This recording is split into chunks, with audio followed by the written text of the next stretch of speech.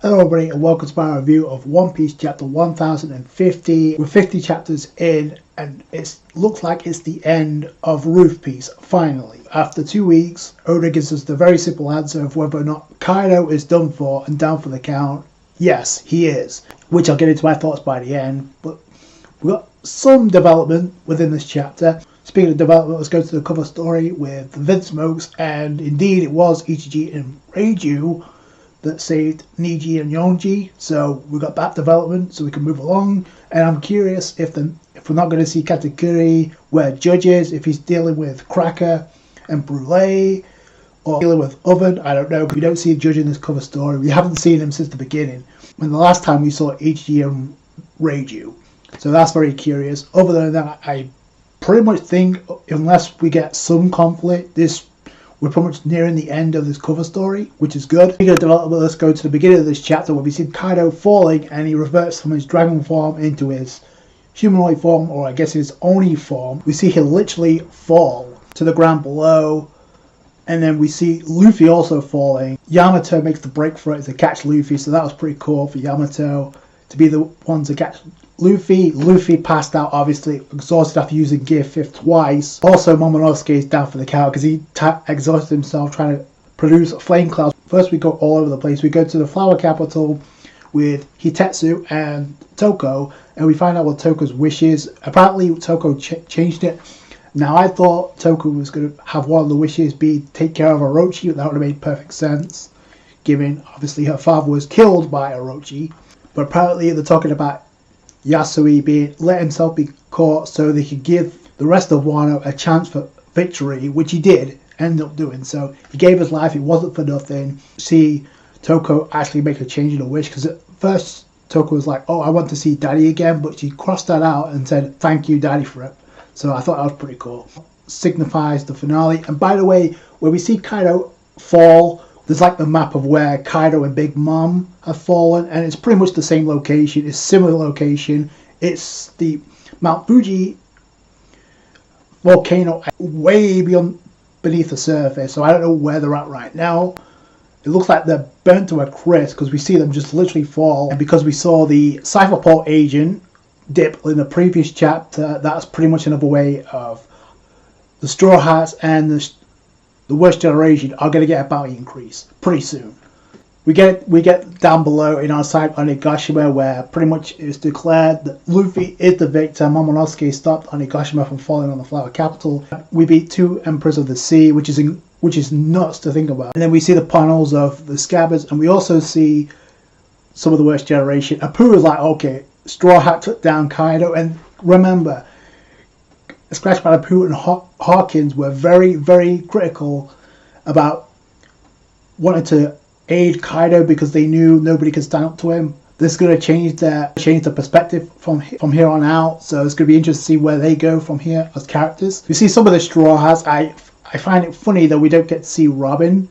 Zoro is completely KO'd, and Chopper's got a load full to deal with, because not only is Zoro being carried by Frankie, we also got Usopp with Kiku and Kinemon. Like, oh, these two are in bad shape. Yeah, so they need to go in overtime to patch these guys up. I don't know what's going to happen with Zoro. Again, like I said, we don't see Robin, which is interesting, but I guess they survived being drowned by water thanks to Raizo and Jinbei. So hopefully they do no more combo attacks, because that was a stupid idea to begin with. I guess the most impactful part of the chapter is when we go to Zunisha, and Momonosuke is barely having a conversation with it, saying, can you hear me, Zunisha? I've given this a lot of thought. I'm not going to open up the borders to Wano, which is completely against the wishes of what Oden wanted. I'm wondering what the Scabbards think about that. Now he says not to open our borders up just yet. So Zunisha says, I will follow your lead and trust your judgment. So he goes off. So I guess this is pretty much a confirmation that warships are already dealt with. So there's no threat of an Admiral or CP0 on there. So I guess we can move on. Thing with Kaido. Speaking of which, I will give the underlings credit, because they tried to actually think, okay, we still got the numbers even if we don't have Kaido. But then Yamato, MVP of Wano, in my opinion, Wano shows up to like halt the attack. Frankie, I gotta give Frankie credit, because he wanted to actually go even after his fight with Sasaki. But Brooks like, no, you can't. not so fast. Then Yamato comes in. It's like, if you keep fighting them, I'm going to ground you into dust myself. So shout out to Yamato for that. So she put the brakes on that rebellion real quick. And it looks like we got a time skip because we go from apparently an earthquake, underground magma, and we see two silhouettes, and that has to be either Big Mom and Kaido. It cuts immediately to like Udon prisoner. So we go to Babanuki. So is that implying Luffy's at Udon right now? Because we see Babanuki there. Time jumps all over the place in this chapter, kind of like last chapter. First off, the volcano actually goes off. We find out that's Momonosuke. The volcano goes off, and it's guess to like literally signify the defeat of Kaido. And this is where we get the victory bar for Luffy, and for the second time in this fight, we've gotten that. So that's kind of a first. So I like how Oda played with expectations, even though it's kind of obvious. So Momonosuke appears in the Flower Capital, and everybody's alarmed by this because he looks like Kaido, even though he's pink. But it's like, do not be alarmed. In fact, that eruption was the final send-off for Kaido, and then immediately cuts from there to, first off, Hiyori with some of the scabbards. And I say some because we only see at least 7 with it, unless there's more in that smoke. But we see some of the scabbards. Remember, there's 10 scabbards overall. 3 of them are missing, which make perfect sense, given those 3 should be in critical condition with Kinemon, Kiku, and Izo. So we don't know what's going to happen with them, but this is where I think there's a time jump, because if it looks like Hiyori and Momonosuke in the same area, because we literally see the scabbards with them. First off, we got some people like fainting over, because they see Komurasaki and they thought she was killed, so they automatically assume it's a ghost. Then they ask about Kiyoshiro, but then Denjo's like, oh, that's a long story. I bet it is. And that's how the chapter pretty much ends. Again, pretty much a simple answer, and that's whether or not Kaido's down for the count. I definitely see Kaido and Big Mom making their escape, especially since we know Kaido is not from Wano. I think there's more to Kaido's story that needs to be explained, that was rushed in the previous chapter. I said that in the last chapter. I think this was a rush job to kind of get this fight and this portion of the arc over with, because we need to move along. Oda needs to move the story along, whether or not it's the editors or Oda himself, just like, quick, I need to wrap this up and move along. Again, I can kind of see the complaints. So even though I will say this, Kaido did handle Luffy several times in this fight, so it's not like Luffy, it's not like he wasn't earned or there wasn't a struggle. Luffy was beaten to the point of near death, and we don't know if Luffy actually died or not. We still don't know about that. What the consequences are going to be for him using Gear 5th.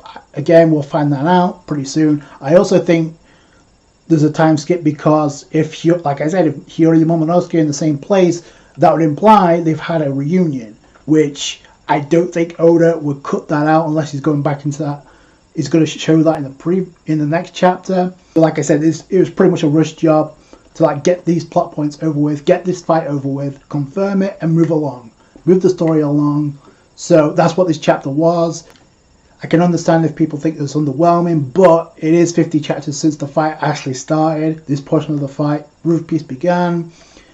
It can't go on forever. It has to end at some point. Whether or not you think the ending was underwhelming, it was satisfactory for both Yonko, not just Kaido, but Big Mom as well. Again, I don't think they're done in the story, not by a long shot, so we'll have to wait and see. Until I reserve judgment, we don't really know what's going to happen with them.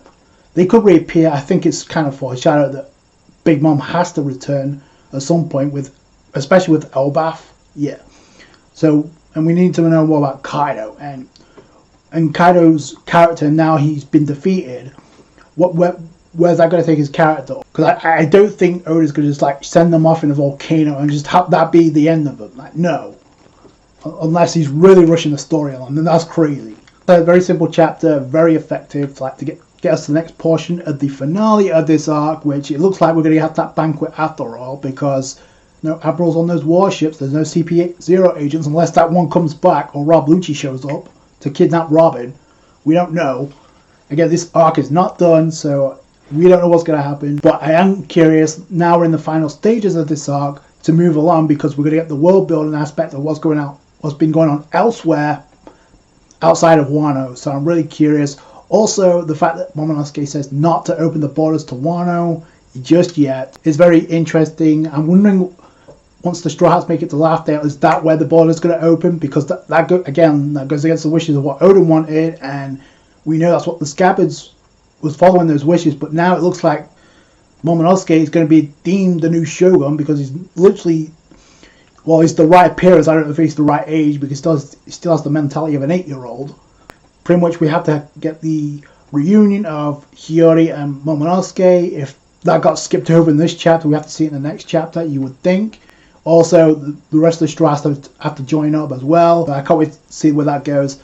Overall, what do you guys think about overall of Wano in general? Like I said, it's been really good moments, really great moments. Obviously, it's not done yet, but obviously the meat of the arc is pretty much over with. The conflict is over. Unless something crazy happens, then we can talk. But like I said, for me, one of the favorite characters coming out of this is obviously Yamato, and obviously one of the best handled fights for me was Black Mario versus Robin, so that was really good too. Like, this is a very simple chapter, but it moves the plot along, so let's see where it goes. That's going to do it for you guys. Thanks so much for watching. Like the review if you did, thumbs up, I appreciate that. Subscribe to for more One Piece.